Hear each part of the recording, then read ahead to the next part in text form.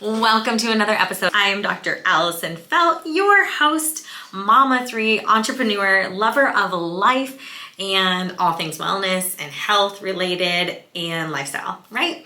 I hope you are enjoying this podcast. Today I got asked a really interesting question, so I thought I would do a podcast on it, and it was, how did you lose 100 pounds in a year and make 7 figures in your business? I don't often tout that we have a really successful business, but the reality is we have an amazing business and we help a lot of people. And me going on my own wellness journey has only amplified the number of people we help, and therefore the prosperity that follows, the amount of money that we make as a business, the amount of people we employ, the amount of families' lives we feed and change, hopefully for the better. So today, should I divulge how I lost 100 pounds and flip my business to a 7-figure business? Sure. The first year we hit 7 figures was 2023. The first year that I started working with my current coach was September 2023. So after I had Jayla in 2021, my youngest, I wasn't in a great place physically. My health was fine. My body was a lot larger and it was hard to move. I just wanted my mobility back. I actually felt relatively strong, but I had so many aches and discomforts, and I wanted my body to feel strong and supple and mobile, and like if someone was getting crushed by a car, I could go lift that car off of them.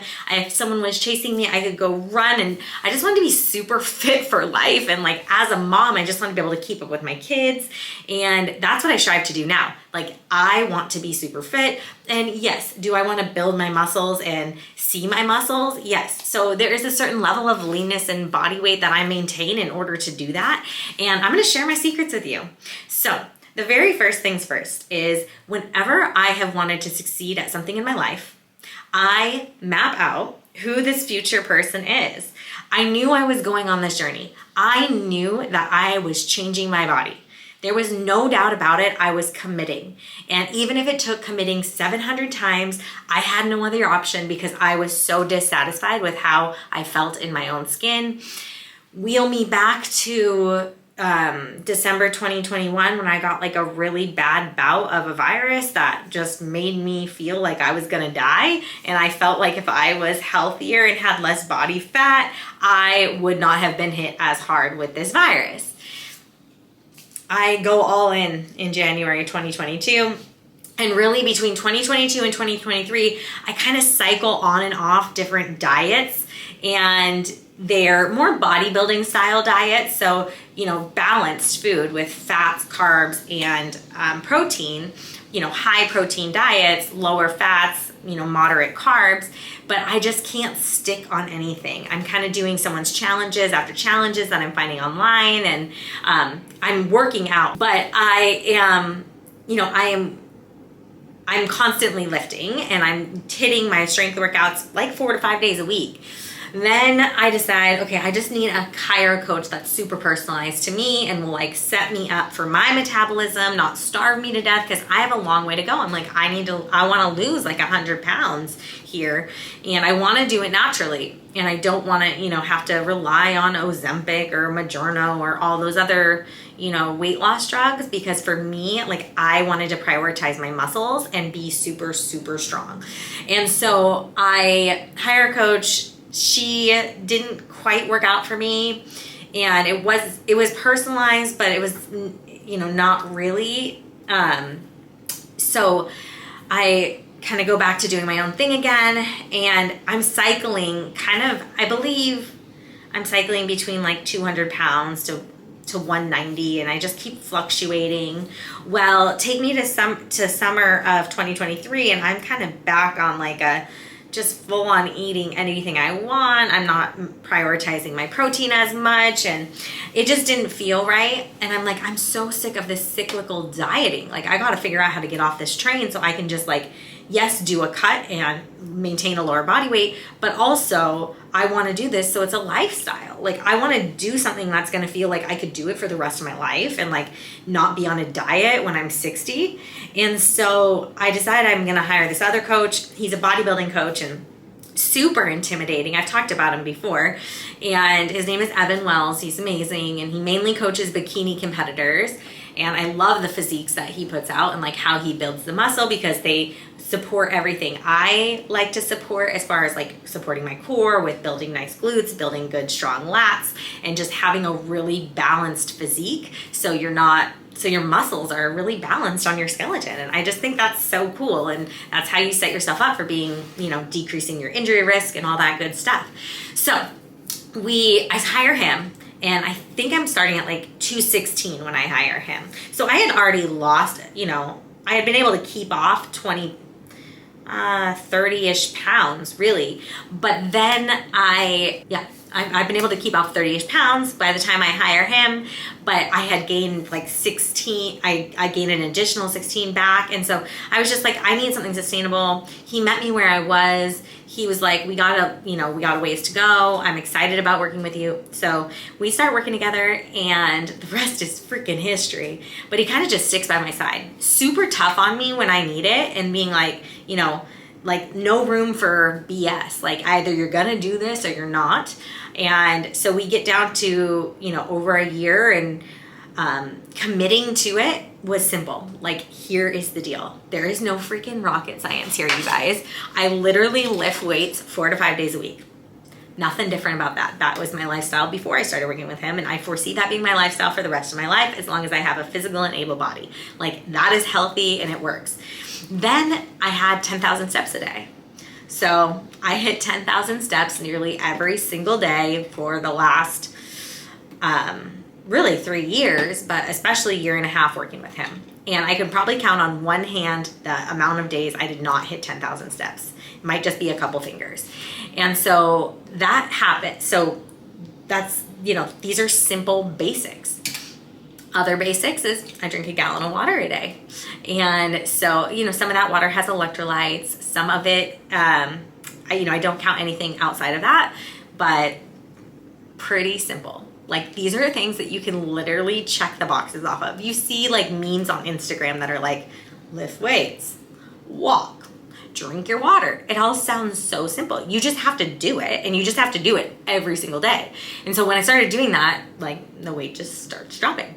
And then I hit my macros. So my macros started with him really high. Like we were at, I think 2,500 calories a day of macronutrients and I'm losing weight there. And eventually we cut it lower and a little bit lower. And I don't think I ever went below like 1,800 calories with him. And so like I'm nourished. I was never starving. And now we're playing with being in another deficit and seeing if we can shave off an additional 10 pounds of body fat and just see where my structure is at, see how balanced my muscles are. And that's just fun. We're playing, but I'm also like vacationing here and there and, enjoying my current life. So it's been a little bit of a less disciplined cut, if you will, or, phase, but that's been the journey. Like literally just, I have my macros, I have my water, I have my steps, and I have my lifts. And now what he also threads in is we are threading cardio. So cardio is outside of the steps. So cardio is, for me right now, it's an active calorie burn. So if I want to do steps as my active calorie, if I want to do walking as my active calorie burn, I just do it in addition to the 10,000 steps I already get. So I would do like an additional 10,000 steps as my cardio if it was just like straight up walking. But if it's like elliptical or if it's Peloton, I can go as intense until I get 300 active calorie burn. And your watch will measure like total calorie burn and active calorie burn. You always want to go for the active calorie burn. And that doesn't mean that you burn 300 calories, you can eat an additional 300 calories. It just further puts you in a little bit of a deficit to help you facilitate the fat loss and just burn through a little bit more fuel without having to cut your nutrients. Because there's really 2 ways that you can lose body fat, and that is increase your movement or decrease your caloric intake. And so those are a couple of the things that that's what we do. It's like that simple. Sometimes we would do having a target heart rate for my cardio for a certain number of days a week, and that was okay. But as I was like training hard, it's just harder on my muscles, and I like really low intensity cardio. Right now, the only high intensity cardio I do is occasional Peloton classes, and then I play hockey 1 to 2 days a week. And so those are my high intensity cardio days. So I like threading in walking as my low intensity cardio days, and it's just more sustainable for me. So yeah, it's as simple as that. So that's my wellness journey. Literally just copy me. Like, that's it. Find your macronutrient profile. I'd be cautious to do it with to do it on a MyFitnessPal or something like that, because they tend to start you like pretty low. If you're like, oh, my goal is to lose 2 pounds a week, it's like, okay, then start on 1,200 calories a day. Like, no. Like, I'd really just figure out what you're currently consuming and don't cheat yourself. Like, if you have 5 bites of mac and cheese and 3 Hershey nuggets at the office and yada, yada, yada, and your breakfast and your lunch, and you do McDonald's for dinner or whatever you do for dinner, like, start tracking it, and then you're going to figure out what your macronutrient profile currently is. So you can break down what you're eating. And, also just like a side note, the reason, a lot of people do like keto or paleo or different diets. And the reason I really like macro tracking is because it's so flexible, and also you want a variety of nutrients because that's sustainable. There's very few people I feel like that can actually do keto and stay on keto for the entirety of their lives. Most people like cycle on and off that stuff. And if that works for you, fine. But if you're listening to this because you're stuck in like this diet cycle, then I would just be cautious of jumping on that kind of diet, especially as a female, especially if you're anything like me in this like perimenopausal phase, then I think it's a really good idea to listen to a balanced diet and just see how your body thrives on that. Because right now, it's so hard as a female to maintain your muscle mass, nonetheless build muscle mass. You need carbohydrates and protein to build muscles. And if you don't have that on board, it's really, really hard to start building muscle. It's really hard to start building your metabolism. The way to build your metabolism and to increase how many calories you run through a day is to build your lean muscle mass. Like, there is not any other way. And when people say they like go through menopause or perimenopause and they start being like putting on fat and not being able to burn fat off or lose weight, a lot of times it's because they just don't have that muscle mass. So you gotta lift weights and you gotta eat to support that weightlifting and grow your muscles. Another supplement that I started taking that I just feel like is completely non-negotiable at this point is creatine. So I always was like, I'm super natural, and I looked at creatine as almost like a steroid, which is super funny now.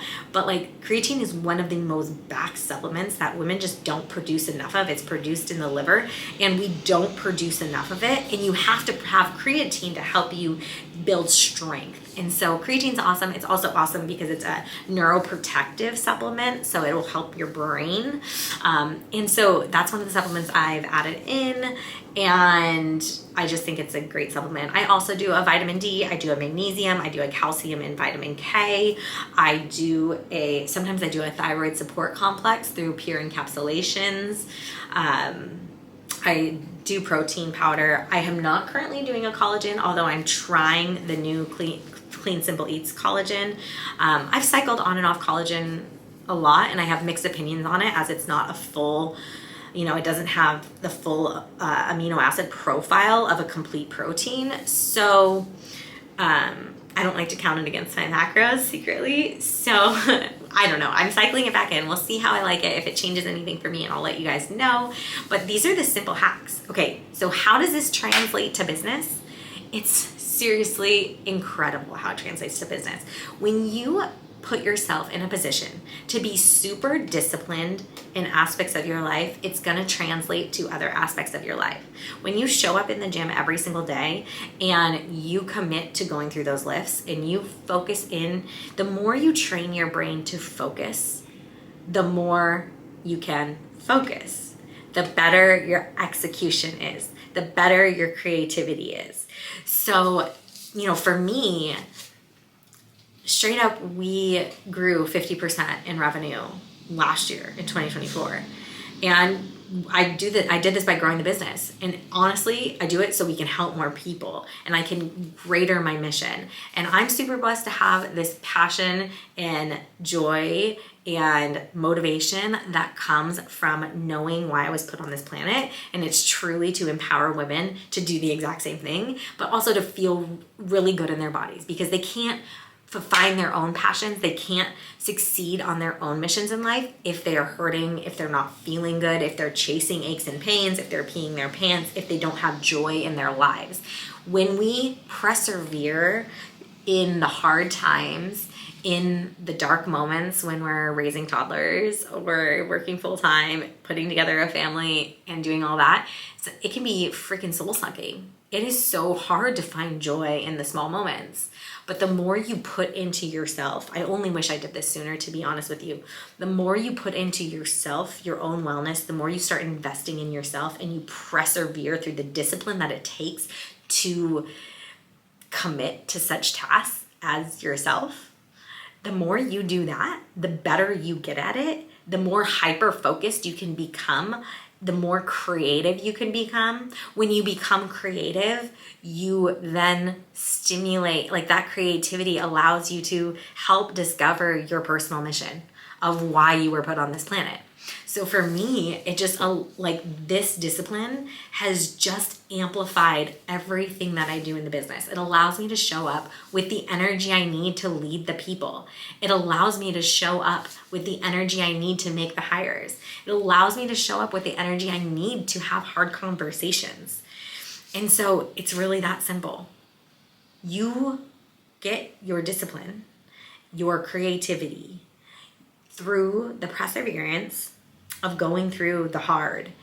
And when you choose yourself and you start checking these boxes of the steps, of the lifts, of the fuel, and you put yourself first to hit all of that, you come out a different person and you all of a sudden have all the tools in your toolbox to find your own prosperity. Because I have no doubt in my mind that prosperity follows passion, especially when your passion is helping other people. And most people's passion, when they get creative and allow themselves to explore, turns into doing some kind of good for this world.